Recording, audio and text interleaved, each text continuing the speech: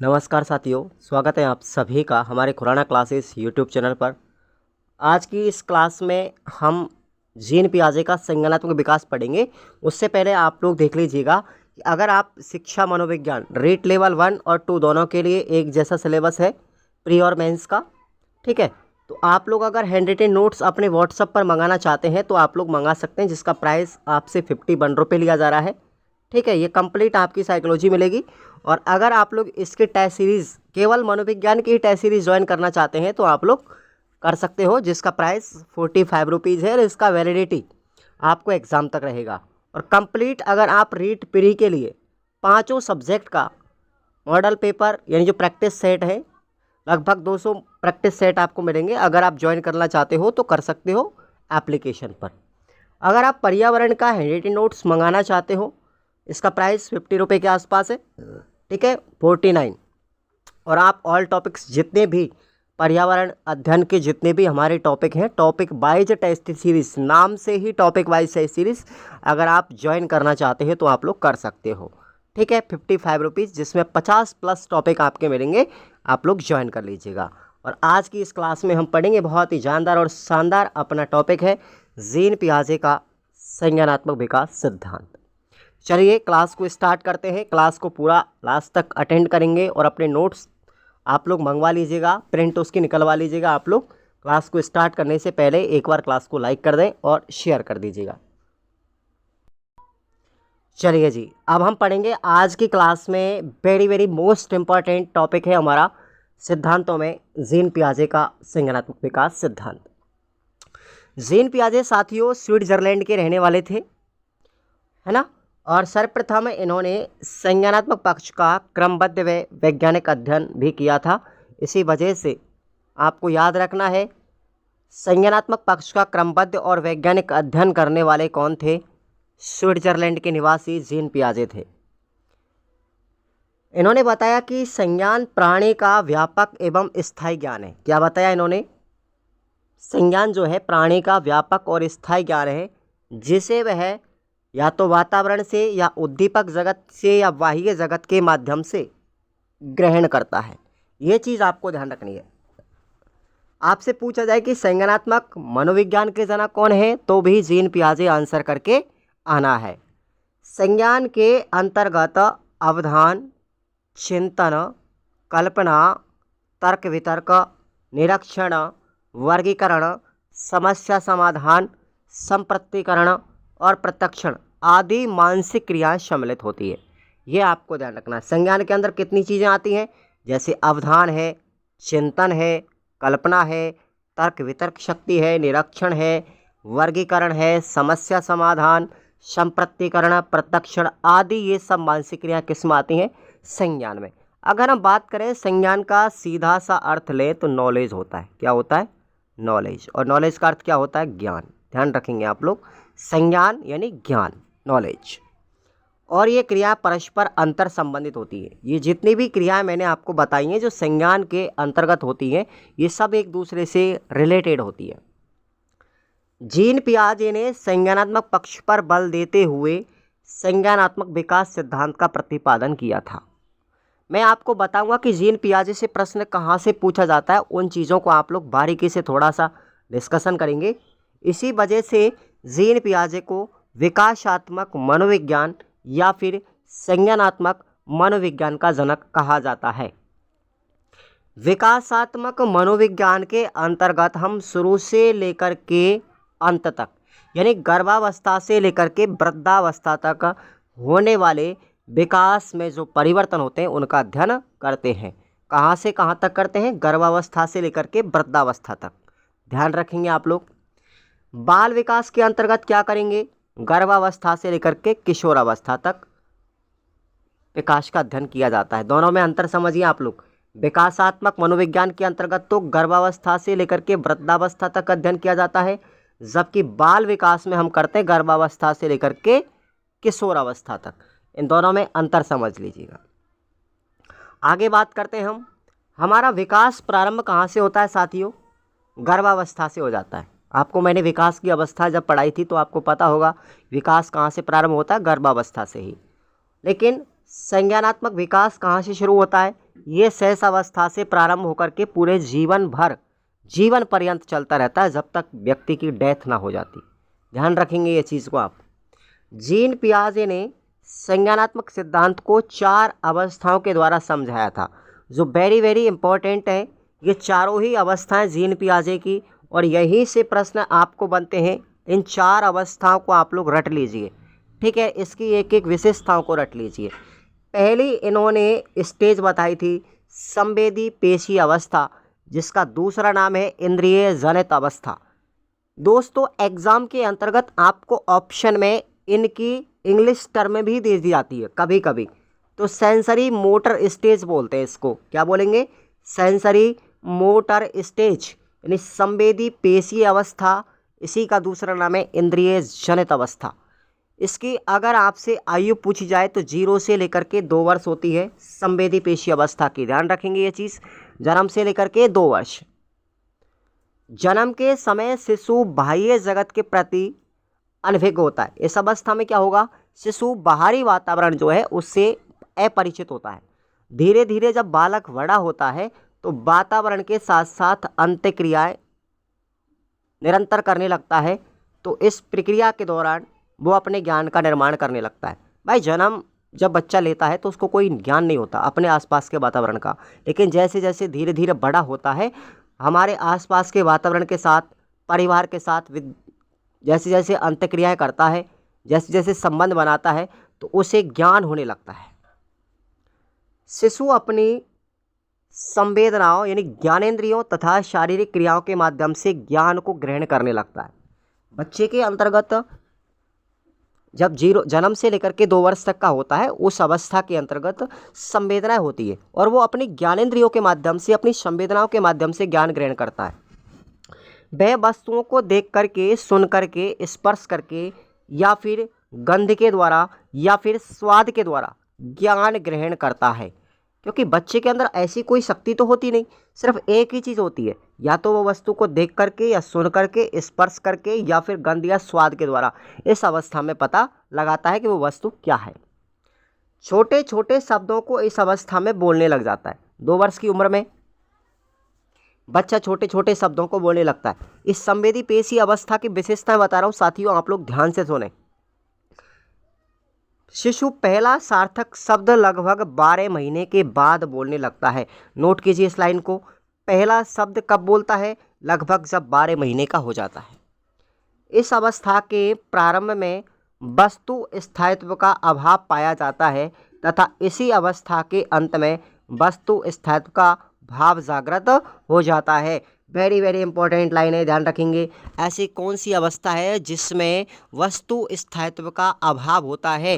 कौन सी अवस्था है? कौन सी, ये बताइए? संवेदी पेशी अवस्था, जिसमें वस्तु स्थायित्व का अभाव पाया जाता है। लेकिन इस अवस्था के अंत तक जाकर के, लगभग जब बच्चा 18 महीने का या 19 महीने का जब हो जाता, लगभग 22-23 महीने का हो जाता है, ठीक है, यानी 2 साल पूरी होने के कगार पर होती है, तो उसमें वस्तु स्थायित्व जागृत हो जाता है, वस्तु को पहचानने लग जाता है, ठीक है। अर्थात वस्तु स्थायित्व प्रदर्शित होने लगता है। ध्यान रखेंगे। शिशु छिपी हुई वस्तु को खोजने लगता है, इसलिए इसे खोजी अवस्था के नाम से भी जाना जाता है। अंडरलाइन कीजिए आप लोग। खोजी अवस्था किसे कहेंगे? संवेदी पेशी अवस्था को। वस्तु स्थायित्व का अभाव पाया जाता है संवेदी पेशी अवस्था में, लेकिन संवेदी पेशी अवस्था के अंत में वस्तु स्थायित्व के भाव को जागृत बच्चा कर लेता है। ये 4 चीज़ें आप लोगों को याद रखनी है इसके अंतर्गत। अगली हमारी अवस्था आती है पूर्व संक्रियात्मक अवस्था, ठीक है, जिसे प्री ऑपरेशनल स्टेज कहते हैं, और इसकी उम्र आपको याद रखनी है 2 वर्ष से लेकर के 7 वर्ष तक। साइकोलॉजी के अंतर्गत ऐसी कोई भी चीज़ समझने वाली नहीं है जो आपको समझ में ना आए, इसको थोड़ा सा आपको ध्यान से पढ़ना होता है, ध्यान रखेंगे। तो दूसरी अवस्था का नाम क्या है? पूर्व संक्रियात्मक अवस्था, प्री ऑपरेशनल स्टेज, 2 वर्ष से लेकर के 7 वर्ष तक होती है। इस अवस्था को 2 भागों में डिवाइड किया गया है। अब ध्यान रखना, 2 भागों में बांटा गया है। कौन कौन सी 2 भाग है, कौन कौन सी अवस्था, उप अवस्था? इसकी पहली है प्राक संप्रत्यात्मक अवस्था या अवधि, जिसको 2 वर्ष से लेकर के 4 वर्ष नाम दिया गया, और दूसरी जो अवस्था है साथियों वो है आपकी, बता देते हैं आपको, अंतरदर्शी अवस्था, जिसको अंतर्ज्ञान अवधि कहते हैं। 4 वर्ष से लेकर के 7 वर्ष के मध्य में होती है। चलिए हम सबसे पहले प्राक संप्रत्यात्मक अवस्था यानी उपावस्था के बारे में बात करेंगे। इसमें बच्चा क्या करेगा, ध्यान रखना एक एक चीज़ को।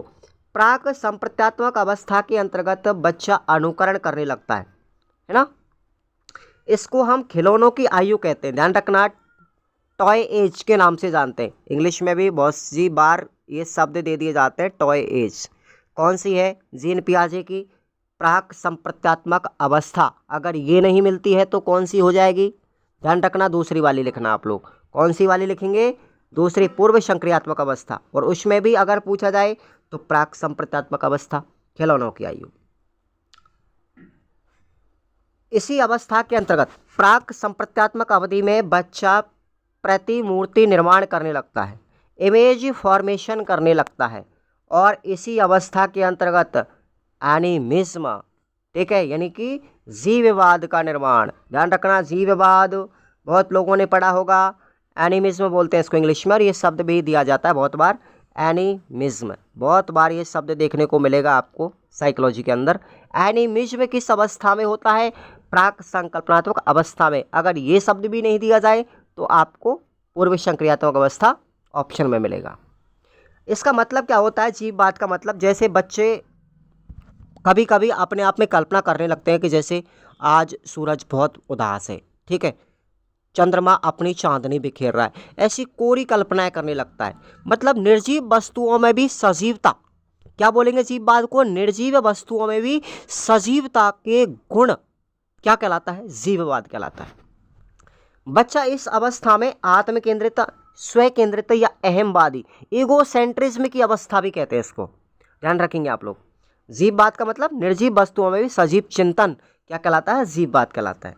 अब आत्म केंद्रित के बारे में क्या बताया जीन पियाजे ने, देखिए। इसके अंतर्गत बालक स्वयं की बातें करता है तथा दूसरों को कम महत्व देता है। बालक अपनी तथा दूसरों के नज़रिए के अंतर करने में असक्षम होता है। बच्चा खुद ही खुद की बात को सर्वश्रेष्ठ समझता है और वो ये अंतर नहीं कर पाता कि मुझे कितना ज्ञान है और मेरे अनुभवी व्यक्ति को कितना ज्ञान है। वो खुद की बात को सर्वश्रेष्ठ मानता है, वो कहलाता है आत्मकेंद्रन या फिर अहमवाद। ध्यान रखेंगे, ईगोसेंट्रिज्म। उसके बाद इसी में दूसरी उप अवस्था बताई गई थी साथियों, पूर्व संक्रियात्मक अवस्था में अंतरदर्शी अवधि या अंतर्ज्ञान की अवधि। ध्यान रखेंगे आप लोग, इंट्यूटिव पीरियड, जो 4 वर्ष से लेकर के 7 वर्ष तक होता है। इस अवस्था में शिशु अपने अंदर उठे सभी प्रश्नों के जवाब जानना चाहता है, यानी कि बच्चे के अंदर प्रश्न करने की जिज्ञासा हो जाती है, प्रश्नों के उत्तर जानने की जिज्ञासा हो जाती है। इसलिए इस अवस्था को प्रश्न पूछने की अवस्था भी कहते हैं। ध्यान रखेंगे आप लोग। इस अवस्था में बालक अक्षर लिखना, गिनती लिखना, गिनती गिनना, रंगों को पहचानना, वस्तुओं को क्रम से रखना, हल्के भारी का ज्ञान होना, माता पिता की आज्ञा मानना, घर के छोटे छोटे कार्यों में मदद करना आदि सब सीख लेता है। किस अवस्था में, ध्यान रखेंगे, अंतरदर्शी या अंतर्ज्ञान अवस्था में। लेकिन वह तर्क वितर्क करने योग्य नहीं होता। ध्यान रखेंगे, तर्क वितर्क करने योग्य नहीं होता, इसलिए इसको अतार्किक चिंतन की अवस्था भी कहते हैं। अतार्किक चिंतन की अवस्था कौन सी है, पूर्व संक्रियात्मक अवस्था है। इसके अंदर भी अगर पूछा जाए तो कौन सी है, अंतर्ज्ञान अवधि है। 4 वर्ष से लेकर के 7 वर्ष तक, इनकी उम्र जरूर याद रखना। इस अवस्था में जोड़, बाकी, गुणा, भाग आदि मानसिक क्रियाओं का सहज ज्ञान हो जाता है, लेकिन वह इनके पीछे छुपे राज को यानी नियमों को नहीं जान पाता। बच्चा जोड़, बाकी, गुणा, भाग तो कर लेगा, लेकिन उनके नियमों को नहीं समझ पाता है। इस अवस्था में बच्चा क्या करेगा, अनुक्रमणशीलता, है ना, इनरिवर्सिबल स्टेज होती है ये। इस अवस्था को हम अपलटावी अवस्था भी कहते हैं। ध्यान रखना, अपलटावी अवस्था या फिर अनुक्रमणशीलता का गुण किस अवस्था में पाया जाता है, ध्यान रखेंगे, पूर्व संक्रियात्मक अवस्था में, और उसकी भी अंतर्ज्ञान अवधि में। अब अपलटावी अवस्था इसको क्यों कहते हैं, आपको एक एग्जाम्पल देकर के मैं समझाता हूं कि बच्चे 4 + 5 = 9। बच्चे 5 + 4 = 9। ठीक है, ये तो एग्जाम्पल समझिए आप लोग। इन दोनों के अंतर्गत समझ तो सकेगा, लेकिन इसके नियम को पता नहीं लगा पाएगा। इसके नियम को पता नहीं लगा पाएगा कि ये क्रमबद्धता का नियम है। कौन सा है? क्रमबद्धता। बस इस वजह से बच्चे इसको रहस्य को नहीं जान पाता। 5 + 4 = 9 होता है, ठीक है, लेकिन 9 कैसे हुआ? क्या 5 + 4 भी हो सकता है? इस तरीके से बच्चा इसको पलट करके जवाब नहीं दे सकता, इसलिए इसको अपलटावी अवस्था कहते हैं। बच्चा पलट करके उस नियम को नहीं जान पाता, इसी वजह से इसको अपलटावी अवस्था भी कहते हैं। नोट कर लीजिए आप लोग। पूर्व संक्रियात्मक अवस्था कौन सी है? पूर्व संक्रियात्मक अवस्था को क्या कहेंगे? अपलटावी अवस्था कहेंगे। नोट कर लीजिए आप लोग। आगे देखिए, तीसरी हमारी अवस्था आती है साथियों, स्थूल या फिर मूर्त या ठोस संक्रियात्मक अवस्था, जिसको कॉन्क्रीट ऑपरेशनल स्टेज कहते हैं। आपको प्रश्न में भी इंग्लिश टर्म में मिलती है आजकल साइकोलॉजी के अंदर। इसको हम कॉन्क्रीट ऑपरेशनल स्टेज कहते हैं। 7 से 12 वर्ष की होती है। दोस्तों, इस अवस्था में बच्चा तार्किक चिंतन प्रारंभ कर देता है, ठीक है, लेकिन बालक चिंतन केवल मूर्त वस्तुओं तक ही सीमित रहता है। वो हर किसी चीज़ के बारे में नहीं बता सकता, ध्यान रखेंगे। बालक अपने सामने उपस्थित दो वस्तुओं के बीच अंतर करना, तुलना करना, समानता, असमानता, सही गलत, उचित अनुचित में भेद करना सीख जाता है। ये सारी चीज़ें किस में सीखता है बच्चा? तीसरे नंबर की अवस्था में, मूर्त संक्रियात्मक अवस्था कह सकते हैं इसको हम, इसलिए इसे हम मूर्त चिंतन की अवस्था भी कहेंगे। अब आप लोग ध्यान रखना, मूर्त चिंतन की अवस्था मूर्त संक्रियात्मक अवस्था को कहेंगे। बालक दिन, तारीख, समय, महीना, वर्ष आदि बताने के योग्य हो जाता है और इसमें उत्क्रमणशीलता आ जाती है। दूसरी अवस्था तो कौन सी थी? अनुक्रमणशीलता यानी अपलटावी अवस्था, लेकिन इसमें जस्ट उल्टा हो गया। इसको हम पलटावी अवस्था भी कहते हैं। बच्चा इस अवधि के अंतर्गत या इस अवस्था में आकर के उत्क्रमणशीलता का गुण ग्रहण कर लेता है। बच्चा किसी भी सवाल को हल करने के नियम को ढूंढ पाता है, उसके कारण का पता चल जाता है, इसी वजह से इसको पलटावी अवस्था कहेंगे। ध्यान रखेंगे आप लोग।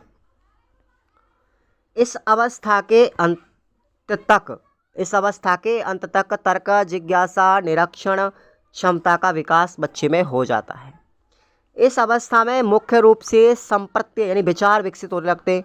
कौन कौन से विचार? जैसे संरक्षण, संबंध और वर्गीकरण। तीनों याद रखना, संरक्षण, संबंध और वर्गीकरण, ये तीनों ही संप्रत्य किस अवस्था में विकसित होते हैं? मूर्त संक्रियात्मक अवस्था में। पूछ लिया गया क्वेश्चन है ये।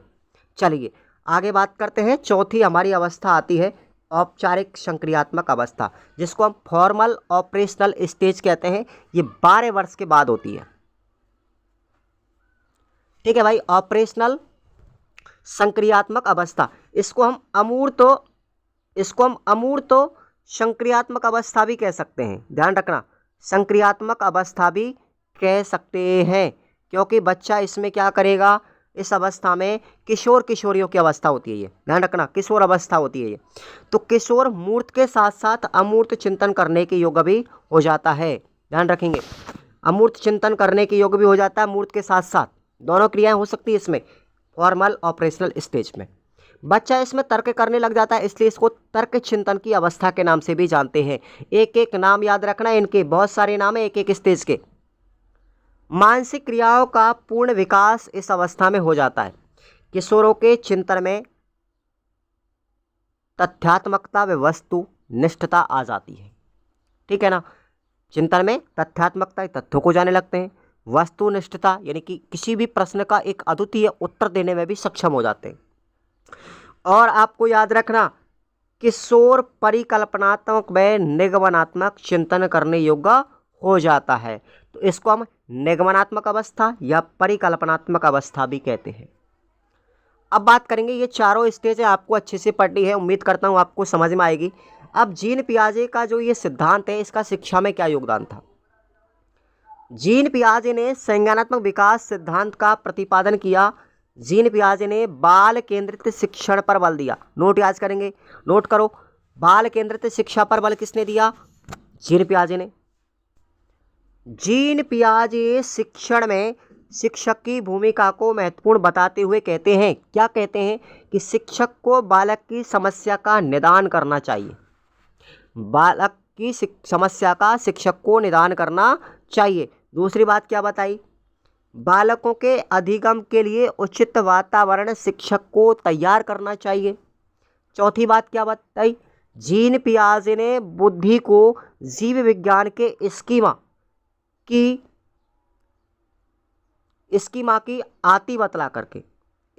भांति बतला करके बुद्धि की एक नवीन व्याख्या भी प्रस्तुत की है। अब यहाँ पर एक शब्द आया स्कीमा, इसके बारे में भी हम आपको चर्चा करेंगे। स्कीमा शब्द का जिक्र किया है साथियों अपने सिद्धांत में जीन पियाजे ने, इसको भी हम आगे बढ़ाएंगे कि स्कीमा होता क्या है। जीन पियाजे ने शिक्षा के क्षेत्र में कुछ नवीन शब्दों का प्रयोग करके शिक्षा के क्षेत्र में महत्वपूर्ण योगदान दिया। पहला शब्द आपको आता है स्कीमा। स्कीमा होता क्या है इसको आप लोग बारीकी से समझ लीजिए, आपको बहुत ज़्यादा परेशान करेगा आगे चल के स्कीमा। तो देखिएगा स्कीमा के बारे में, वातावरण के द्वारा अर्जित संपूर्ण ज्ञान का संगठन क्या कहलाता है? स्कीमा कहलाता है। याद रख लेना मेरे साथियों, वातावरण से जो भी हम अर्जित करते हैं ज्ञान, उस संपूर्ण ज्ञान का कलेक्शन, उसका संगठन क्या कहलाता है? स्कीमा कहलाता है। मानसिक संरचना की व्यवहारगत समांतर प्रक्रिया जीव विज्ञान में स्कीमा कहलाती है। ये साइंटिफिक परिभाषा है। मानसिक स्ट्रक्चर की जो व्यवहारगत समांतर प्रक्रिया है उसको हम जीव विज्ञान में क्या कहेंगे? स्कीमा कहेंगे। और अगर बात करें हमारे शब्दों में तो वातावरण के द्वारा अर्जित संपूर्ण ज्ञान का संगठन स्कीमा कहलाता है। अर्थात किसी उद्दीपक के प्रति विश्वसनीय अनुक्रिया को हम क्या कहेंगे? स्कीमा कहेंगे। कोई भी उद्दीपक है और उद्दीपक के प्रति हम विश्वसनीय अनुक्रिया कर रहे हैं तो वो स्कीमा है। जैसे आप रीट को ले लीजिए, रीट हमारा क्या है? एक उद्दीपक है और उद्दीपक रीट है तो इसके प्रति हम क्या कर रहे हैं? स्टडी करते हैं। स्टडी क्या है? हमारी अनुक्रिया।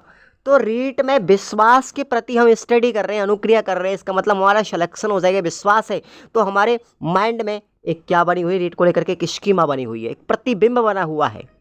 यही तो है स्कीमा। समझ में आया? चलिए, दूसरा उन्होंने शब्द दिया था अनुकूलन। ये अनुकूलन भी उन्होंने दिया था, जीन पियाजे ने। अनुकूलन के बारे में सुनिए। इस अनुकूलन के अंतर्गत 3 क्रियाएं आती हैं। कौन कौन सी आती हैं? पहली क्रिया आती है अनुकूलन में आत्मीकरण या समावेशन या समायोजन। होता क्या है आत्मीकरण? ध्यान से सुने। आत्मीकरण कहते हैं कि समस्या समाधान के लिए अपने पूर्व अनुभव, विचारों अथवा धारणाओं का सहारा लेना। हमको पहले से कितना नॉलेज है, उस नॉलेज का उपयोग करते हुए हम एक नई चीज़ को सीख लेते हैं। वो क्या है? आत्मीकरण है या समावेशन कहलाता है। समझ में आ गया? अपने पूर्व ज्ञान के आधार पर हम एक नई चीज़ को सीख लेते हैं, एक नई चीज़ की संरचना कर देते हैं, वो कहलाता है आत्मीकरण। दूसरा अनुकूलन की अवस्था बताई समंजन या समायोजन। अपनी पूर्व धारणाओं में परिवर्तन करके नई धारणा स्थापित करते हुए वातावरण के साथ समायोजन करना क्या कहलाता है? समंजन कहलाता है। कैसे? जैसे हमारे माइंड में कोई भी पहले से कोई ज्ञान है, कोई धारणा बनी हुई है, अब उस धारणा को बदलना है। उस धारणा को बदल करके उसकी जगह पर हम कोई दूसरी धारणा स्थापित कर लें, वो क्या कहलाता है? समायोजन। ठीक है। जैसे किसी के परिवार में कोई डेथ हो जाती है, अब उस हमारे माइंड में उस व्यक्ति के मरने की क्या बनी हुई है? स्थिति बनी हुई है, एक धारणा बनी हुई है कि वो तो मर गया। अब हमको सब्र करना है, कि संतोष पैदा करना है कि जो चला गया सो चला गया, वो वापस नहीं आने वाला है। अब उसकी जगह पर एक धारणा ये बैठानी है कि भाई ये प्रकृति का नियम है कि जिसने जन्म लिया है उसका मृत्यु भी निश्चित है। तो ये एक नई धारणा, यानी कि किसी भी पुरानी चीज़ को भूल करके किसी पूर्व अवधारणा को हटा करके अपनी नई धारणा स्थापित करना क्या कहलाता है? समायोजन कहलाता है, समंजन कहलाता है। समझ में आ गया? वो शायद क्लियर हो रहा है। तीसरा शब्द दिया था उन्होंने संतुलन। पूर्व धारणाओं और नवीन धारणाओं के बीच में संतुलन स्थापित करना अर्थात एक ऐसी प्रक्रिया जिसके द्वारा आत्मीकरण और समंजन के बीच में संतुलित स्थापित करने की जो क्रिया है वो क्या कहलाती है? वैलेंस कहलाती है, संतुलन कहलाती है। समझ में आ गया?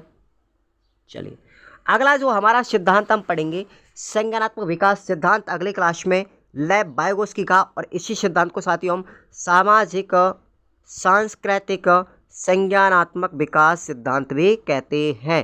ध्यान रखना आप लोग, ZPDSC के अंतर्गत पढ़ेंगे हम जोन प्रॉक्सिमल डेवलपमेंट, ठीक है ना। तो इतनी सारी चीज़ों को हम पढ़ने वाले, कल की क्लास में आप लोग तैयार रहिएगा। बहुत जानदार शानदार क्लासें हो रही है। अब मैं उम्मीद करता हूँ कि आप सबको समझ में आ रहा होगा, ठीक है। तो अपनी तैयारी को रेगुलर बनाने के लिए आप लोग हमारे मॉडल पेपरों को ज्वाइन कर लीजिए। तो देखिएगा ये आपको पर्यावरण के चले रहे नोट्स, आप 49 रुपीज़ में अपनी PDF मंगवा लीजिए, व्हाट्सएप पर प्रिंट आउट निकल सकता है इसका। आपको टेस्ट सीरीज़ भी पर्यावरण की अपने एप्लीकेशन पे चल रही है 45 रुपीज़ में। अगर आप ऑल कंप्लीट सब्जेक्ट की टेस्ट सीरीज़ लेंगे तो आपको 151 रुपये, इसकी वैलिडिटी अनलिमिटेड होगी। 200 टेस्ट होंगे कंप्लीट वाले में, ध्यान रखना। ये शिक्षा मनोविज्ञान की 51 रुपये में PDF है साइकोलॉजी की, और आप लोग 30 टेस्ट भी आपको 45 रुपये में अलग से दिए जाएंगे, वो आपके एप्लीकेशन पे है, ठीक है भाई। तो हर चीज़ आपको अब संभव है, रेट कोई बड़ी चीज़ नहीं है। आसानी से आप लोग तैयारी कीजिएगा और मस्त लीजिएगा, सब्सक्राइब कर लीजिएगा और टेलीग्राम को ज्वाइन कर लीजिएगा। वीडियो के डिस्क्रिप्शन बॉक्स में लिंक दी गई है। Thank you so much.